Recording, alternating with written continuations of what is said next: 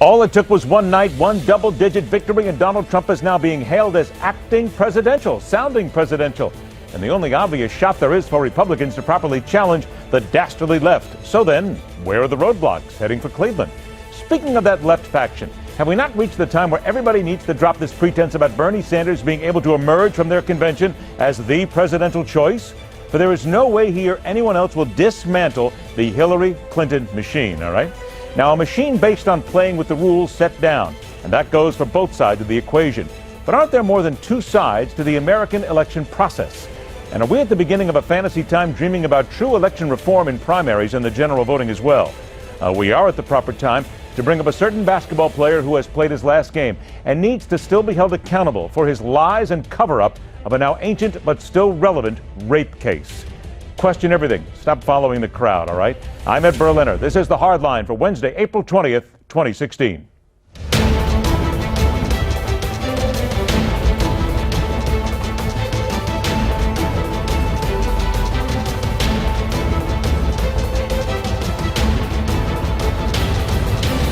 We've won another state. As you know, we have won millions of more votes than Senator Cruz, millions and millions of more votes than Governor Kasich. We've won, and now, especially after tonight, close to 300 delegates more than Senator Cruz. We're really rocking. As with anything else in our societal evolution, it is all about what is happening right now, at this moment. Anything and everything else that may have come before, mostly negative, forgotten and forgiven, or at least that's how it appears.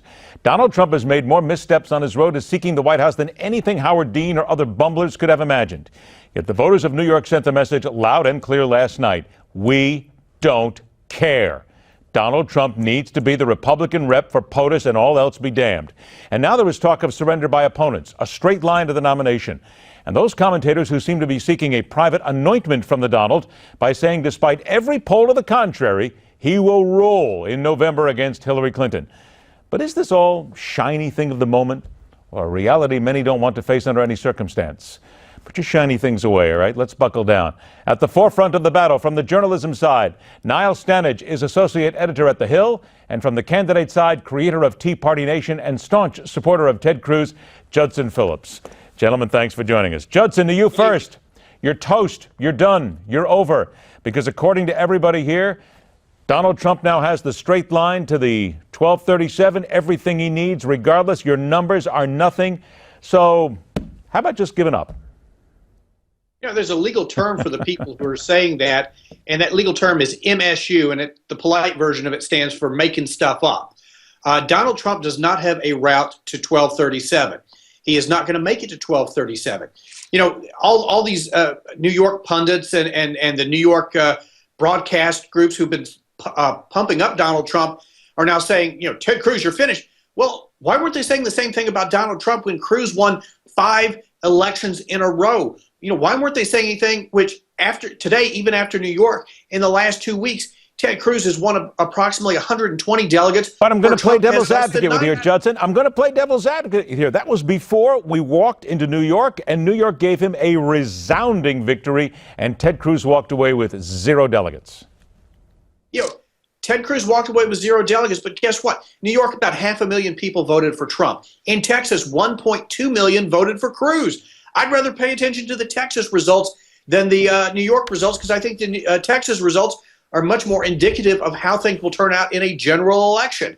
You know, according to the polls, Donald is losing to Bolshevik Bernie. I mean, come on. He's losing to a full-fledged commie. Well, he's losing to everybody, as a matter of fact, including Hillary Clinton. Niall, let me bring you in on this one here, because you're the guy who writes about it. You saw the results that we saw last night. Ted Cruz came out today, as I predicted last night. I said, look, he was going to come out still confident. He says, we are heading to a contested convention. Look, we still have 54 unbound delegates in play in Pennsylvania next week. So I throw it to you then. Is Ted Cruz right? Or quite frankly, is he just playing a waiting game here and just really getting in the way?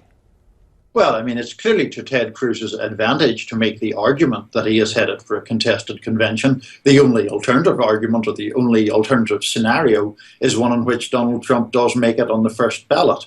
Having said all of that, it's by no means certain that Trump will get there. Cruz will be obviously pulling out all the stops to prevent that scenario, and he may be successful. Let's ask about this presidential sounding, Niall, because last night in his speech, which was really short, I mean, that was the one thing you can tell that Donald Trump is starting to change just a little bit, and his new group is helping him. People said that he sounded more presidential. He called him Senator Cruz. That caught me right away. But today he's right back to calling him Lion Ted. Niall, is there any doubt in your mind whatsoever that no matter who is behind Donald Trump, it's what's made him, it's what's gotten it here, and he's going to go right back to the attack like he always had? We just have to sit back and wait for it to happen. You know, I think Donald Trump is going to be Donald Trump, and the overall results of the primary process so far have justified his stance. I mean, every time his demise has been predicted by people in our business, that turns out not to have happened. He won in New York by an absolutely resounding margin last night. So he may certainly try to temper his message as this process goes on, but he has defied conventional wisdom up to this point, and there's no reason to suppose he will change tack in a fundamental fashion now. Here comes the next one here, Judson, because the New York Times today, the pages said in the opinion pages from the editorial board, I have to correct myself, it was actually yesterday, Sanders and Kasich should ignore any pressure to quit. Look, Judson, people are telling Ted Cruz to sit back, go home, quit right now. But they're also telling that to John Kasich and Bernie Sanders to quit.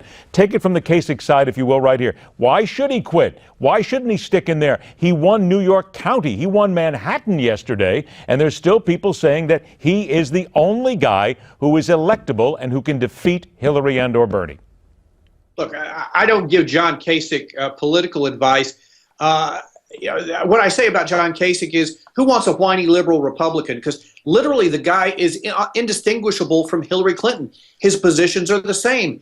And, that's the same reason I don't want Donald Trump. I don't want two dishonest New York liberals in the November election. I don't want a Republican, a wimpy Republican from Ohio who has the same positions as Hillary Clinton opposing Hillary Clinton. I want this election this November to be a referendum of ideas.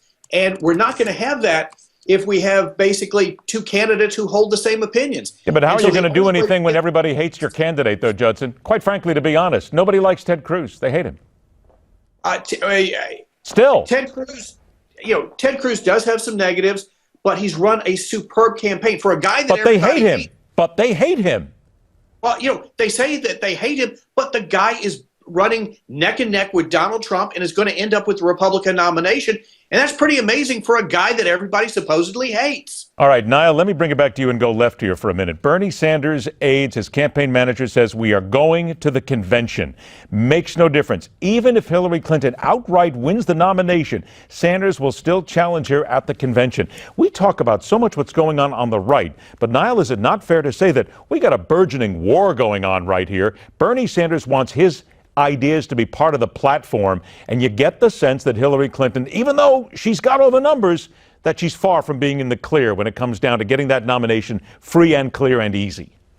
Yeah, I think it's about not just getting the nomination, but about inspiring some level of enthusiasm from the Democratic base when the election in the fall rolls around. I do think that she is almost certain to be the nominee, but one of the dangers and one of the things that makes people in the Democratic Party nervous is that Sanders keeps leveling this critique at her that she's too linked to Wall Street, that she's a creature of big business and the political establishment. Well, but he's right. I mean, if you look at some of the things here, I mean, in many ways, Niall, isn't he right? Well, I mean, I think that he's got a good case to make. I am in a tricky position in that I can't really express personal opinions, but I think he's got a strong case to make, put it that way.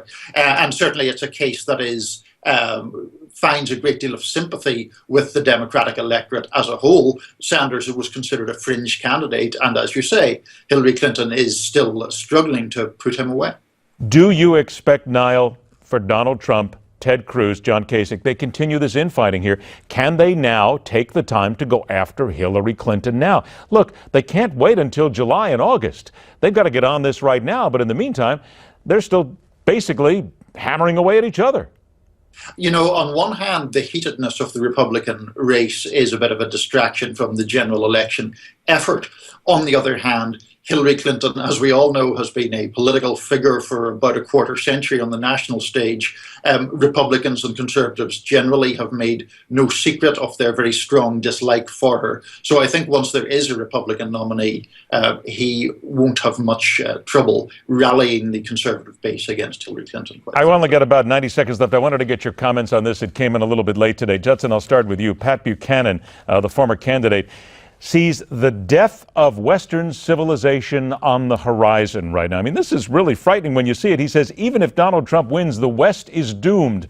Judson, can we not just stop all this hyperbole here and say that, look, you don't have to make America great again. This is a pretty great country to begin with. And a lot of this is just, I mean, this is just trash that's got to be tossed. Well, now this may be, we say this every time, but this may be the most important election because, among other things, the fate of the Supreme Court hangs in the balance with who is the next president, and that means the fate of the Bill of Rights, the First Amendment, the Second Amendment, et cetera, depends on who that next Supreme Court justice is. So you're agreeing in a little bit then? You're agreeing in a sense in that the West is doomed? I don't know if we're doomed yet, but we're not in great shape right now, and we've got some things we've got to get changed. Otherwise, we're facing a national bankruptcy. Niall, I got about 30 seconds left now. Do you get the sense in your reporting when you talk to people overseas, you talk to other correspondents as well, that people feel that the West is doomed?